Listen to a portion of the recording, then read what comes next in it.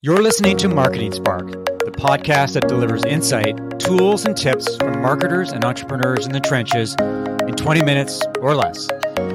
As the intro suggests, I'm interested in talking to marketers who operate in the trenches, people who build, operate, and optimize marketing engines to drive growth in competitive markets. Today, I'm talking to that kind of marketer, Mitch Fanning, VP Marketing at RentSync, which provides marketing software and services for the multifamily industry. Welcome to Marketing Spark, Mitch. Thanks for having me on there, Mark. Maybe we can start by telling me a little bit about how long you've been at RentSync and what RentSync does. So I've been at RentSync for about a year and a half, and as you've already kind of mentioned, RentSync provides marketing solutions for the multifamily. So one way you can think about it, or one way the listeners can think about it, is that it's HubSpot for multifamily, but just with services. My big role is not only to help shape product strategy, but to formalize and execute on the go-to-market and scale operations. So what is multifamily? Just to give us a little bit of color on what that involves. Okay, so this is interesting because my background is not on multifamily. So multifamily is really the owner-operators, the investors, the property management firms that essentially, buy, manage, and essentially invest in apartment buildings. And what's really interesting, to me at least, in this space, is that this industry, when it comes to marketing, is kind of where the B2B space was like 10 years ago. Meaning, and what I mean by that is when it comes to technology, when it comes to their technology stacks and the things that they're doing, they are just kind of catching up to the B2B space. So it's almost like history is repeating itself. So as a marketer, if you're dealing with customers who may not be terribly tech savvy, does that mean that a lot of your marketing is around education? Because you've got people who may not be using a lot of technology at all. Do you have to win them over to the fact that technology is a valuable and useful tool, and then convince them that your software is something that they should consider? I think just like I would say any industry or any situation when things are kind of ahead of its time, I would have said that was the case maybe 4 years ago. A couple of things have changed that. Number one, you're getting into a situation where you're finding a lot of young people are running these marketing teams in multifamily, and two, COVID. People have had to change the way they've done business. And I know that's probably a reoccurring theme on this podcast, but multifamily is no different. So over the years, you've held a number of leadership marketing roles at a variety of companies. And I think it's given you some really interesting perspective on the marketing landscape and how it's evolved over the years. Can you talk a little bit about the role of a CMO at an early stage company? Because it's a really important job, but often it comes after the product's been developed. It comes after a sales team has been created. And sometimes the marketing person is late to the game, proverbially speaking. So what is their role, and how do they establish themselves so that they can have a seat at the table? This is a great question, and we probably could talk a lot longer than 15 minutes on this one particular subject. I would say, first of all, if I'm being honest, you as a marketer, you really need to be honest with yourself. And what I mean by that is you really have to ask yourself, am I a builder or am I a farmer? And what I think that means, at least to me, is not everyone is designed to be in an early stage tech environment. And that also includes anyone else outside of marketing. It can include product, etc.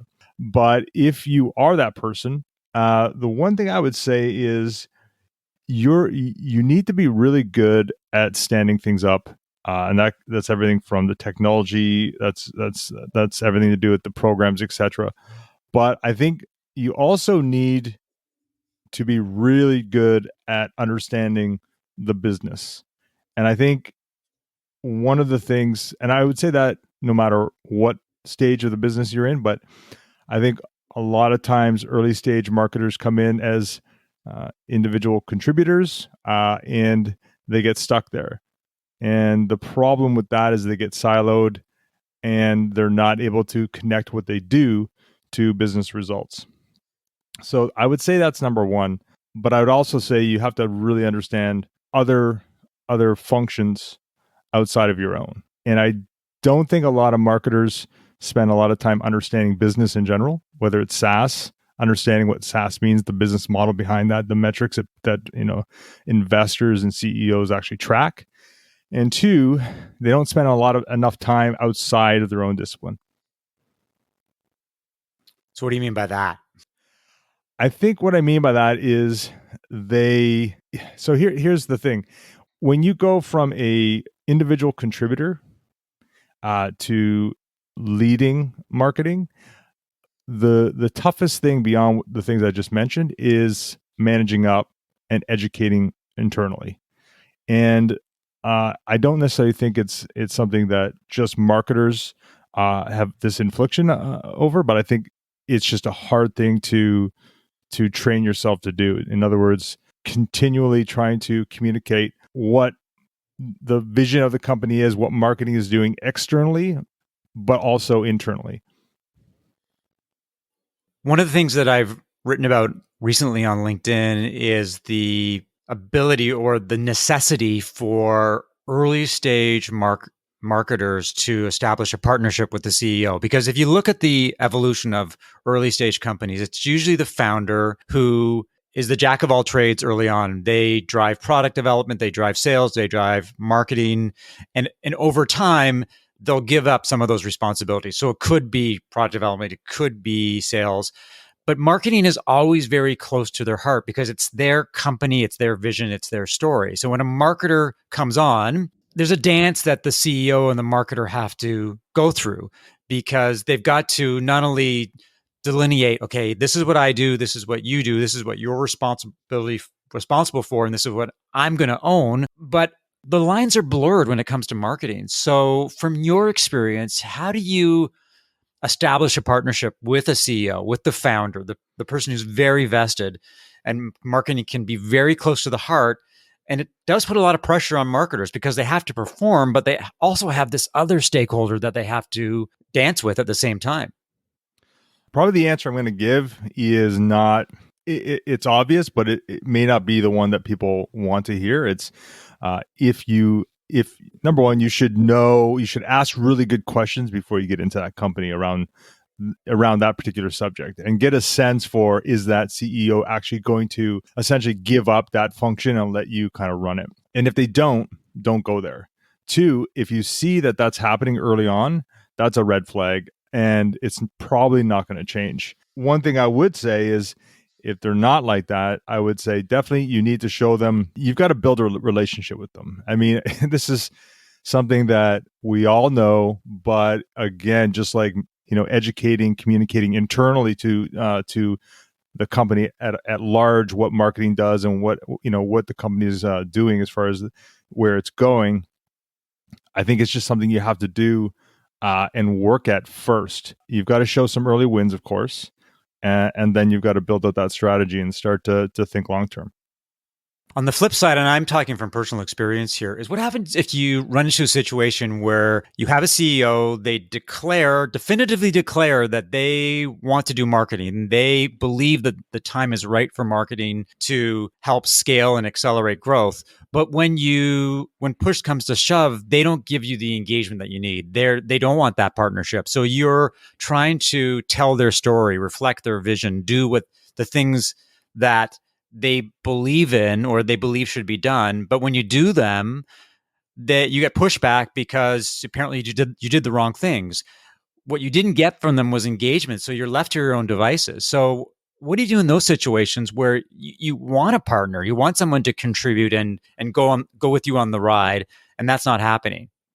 This is what I would call the hard things about the hard things, right? I mean, it's the things that you don't actually read in a marketing book or any type of marketing resource or marketing podcast. Like how do you actually basically effectively it's change management, right? And so these situations are hard, and you're not gonna read that in a book.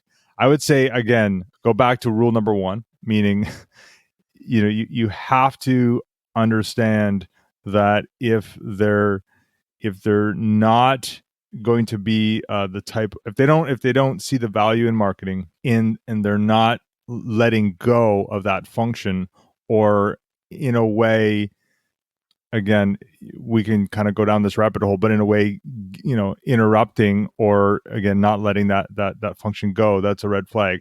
But at the same time, when you bring them something, you have to be willing to take that constructive feedback. It's not an easy answer for sure, but I think people know when they're in that situation. The problem is, just like a lot of times, and this has to do with everything, not just marketing, it's the inaction. We don't act when we're in those situations. We don't make a decision to leave that situation. And I think that's really what it comes down to. It's the inability to act and remove yourself from that situation.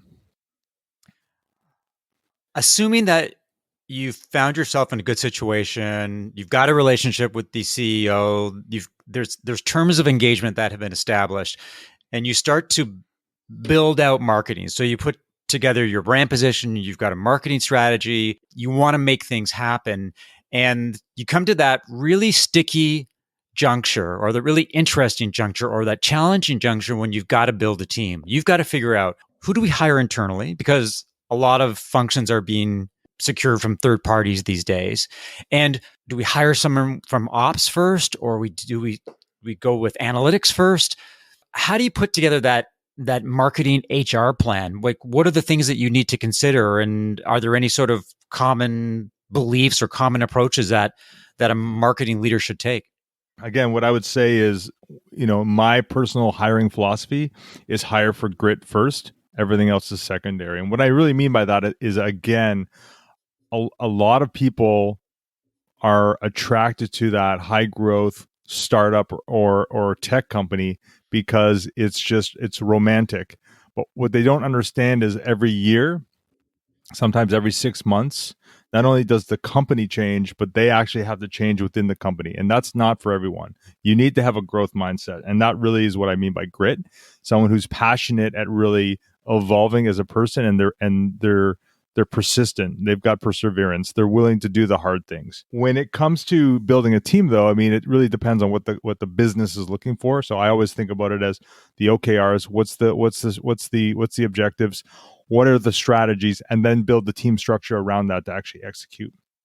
But if you were just asking me point blank, how would I go about building a team structure? Number one, if it was just like a blank slate, ops and analytics first. At the end of the day, you need metrics. You need someone owning the tech stack, and that's what somebody in ops would do. If it's obviously software, it would be the product marketer. That would be the second person I would bring on. And the reason why I'm in that order, and then obviously from there, it's comms or brand and demand. And the reason why I would go in that order is, again, tech stack, right? It's the engine. The product marketer is important because what happens is you start doing demand, and the first thing you're doing is you're creating original positioning, you're creating original messaging, you're creating and the demand person is doing that all the time. And what happens if you get a product marketer and you get that positioning, that messaging in place, then they can just use that content to fuel their programs. Rand Fishkin, who runs a company called Spark Toro, recently wrote a blog post saying that companies should outsource as much of their functions as possible to agencies or contractors. As someone who runs marketing, as someone who's an internal marketing leader, what's your approach to that? How much can or should a early stage company outsource so that they can be cost efficient, they can drive productivity, and they can allocate their resources in the most efficient way? I definitely wouldn't outsource ops. I definitely wouldn't outsource product marketing. When it comes to demand, it depends. I would say you need someone who's running demand. But when it comes to building out, or when as you grow, you're going to have specialties on that team. So, for example, I'm looking to have someone who's just going to own paid channels or paid advertising. Now, we're looking at actually outsourcing that position. So, someone actually who is going to fit in that position, who's a specialist, sure, in that situation. And also, too, it's also because we're not sure of the actual essentially the bandwidth for that position. So I think when it's very specialized, sure, I wouldn't outsource thought leadership again. So brand or content. So when our comms and content person does essentially thought leadership, and that is essentially brand. I wouldn't outsource that. You want somebody within the company who can be a domain expert or several, and you definitely don't want to. So I guess at the end of the day, if it's specialized, sure, and you're not sure if they're going to be a full time position, that's probably how I would approach it, and that's actually how I am approaching it. Now, as the marketing landscape has evolved, it's almost like there's two sides to the marketing landscape. On one side, you got the brand experience, brand content people like myself who are focused on brand positioning and messaging and thought leadership and all those good things. On the other side of the house, you've got the data geeks. The people who are running the numbers, who are trying to optimize everything. It's all about little tweaks and watching the data and making data-driven decisions that drive sales and marketing activity. I understand and I recognize that metrics are a necessity. But here's the question. Here's the $64,000 question. Should everything be measured? Does everything have to be measured just because it can? And what are the perils of relying too heavily on data to make marketing decisions? I love this question. So here's how I would answer that. So number one, I think everything can be measured to some degree. I would even go as far as to say brand can be measured. The way I would look at this, though, is the way I initially look at it is demand subsidizes brand, meaning you have performance metrics. Performance marketing needs to be measured 100%, but that piece of the marketing org or the marketing engine can to some degree subsidize brand marketing. The way I would kind of think about this, though, is you need to first nail your category, because that's the context and who your best fit customer is. The analogy I give is, Mark, if I were to ask you, do you want to go out for dinner tonight? What do you feel like? Your first initial thought would be, well, do I feel like Italian? Do I feel like Chinese? Those are categories. Then if you nail the category, if you said, let's go for Chinese, then we'd start to think about, well, what are the best Chinese restaurants? That's brand. Now, if I looked and I told you, wait a minute, there's a 2-for-1 deal on Facebook for this particular restaurant tonight, and that would happen to be the second best Chinese restaurant in Toronto, we'd maybe end up going there. That's demand. You have to look at the fact that not everything can be measured, sure, but if you don't actually go through that framework and nail all of the components, you're going to be hard pressed to actually make the metrics work for you. Now, going back to brand, I will say you probably can measure it. The way we're looking at measuring it is by kind of a proprietary metric called reach. I won't get into that, but the key here is the way we're going to do it long term is you basically do an aided or unaided brand awareness study at the end of the year. You basically ask, and an unaided brand awareness study is this. An aided would be this. If I said to you, Mark, which one of these software companies do you like best? Or do you recognize Coke or Pepsi? You would rank them, 1 and 2. Now, from a perception point of view, that's the other side of how you can measure brand. If I said to you, what's the sweetest one of the two? You would say, well, Coke is the sweetest. And maybe that's the positioning that Coke is going for. And then you basically just do the same study year over year and see if you've got a lift off those two metrics. So the point being is you can, but should you do it early? No. Sometimes it's, sometimes, again, early stage, not everything has to be measured right away. you've got to build into those type of metrics. One of the questions I'm asking marketers these days, especially B2B marketers, is that with the evaporation of conferences, the places where you connect with prospects and customers and those serendipitous relationships that are built simply because you sit beside someone during a panel session, those are not going to happen. I don't think there's going to happen for a year, at least a year. And that's just my own view of the world. How do B2B companies spark conversations with prospects? I'm not talking about a chat bot or somebody reaches out and on a contact box or fills out an ebook download, but real conversations where I get on the phone and we're talking to each other and we're connecting and we're beginning to establish a relationship. I think a lot of brands are having a hard time doing that. Any thoughts about how you can make that happen? Maybe the approach that RentSync is taking to address that challenge?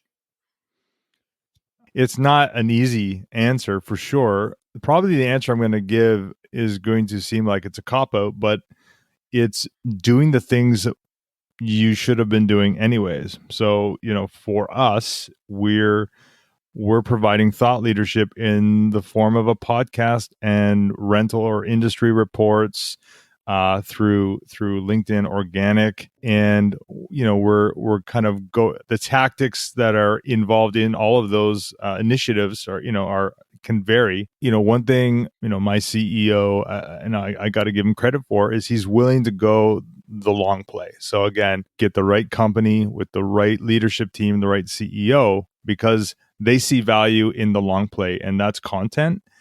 In the meantime, we are running our demand gen. We're going account based because that's the play for us in our industry. But I don't really think there's a silver bullet. I think you need to have that air cover, and you need to run demand, and you need to do a combination of both. At the end of the day, it's usually about figuring out what works best, and that's just experimentation. So it's more about the process you're going through and are you improving than it is what is that silver bullet. Yeah, I wish there was a better answer. I wish there was a more definitive answer. And it's a very tough question to be asking these days because it's a new marketing landscape and we're all trying to adapt and we're all trying to figure out ways that we can differentiate ourselves and really get those conversations going. Mitch, thanks for coming on Marketing Spark today. If people are looking to find you online, where do they find you? Are you on LinkedIn? Do you have a podcast, a website? Let us know the information about where people can learn more about what you do. Yeah, I mean, you can just Google Mitch Fanning. I think I'm going to be the first that shows up. I run a podcast called Built to Scale, but LinkedIn is always the best place to find me. Well, thanks for listening to another episode of Marketing Spark. If you enjoyed the conversation, leave a review and subscribe via iTunes or your favorite podcast app. For show notes of today's conversation and information about Mitch, visit marketingspark.co/blog. If you have questions, feedback, would like to suggest a guest, or want to learn more about how I help B2B companies as a fractional CMO, consultant, and advisor, send an email to mark@marketingspark.co. Talk to you next time.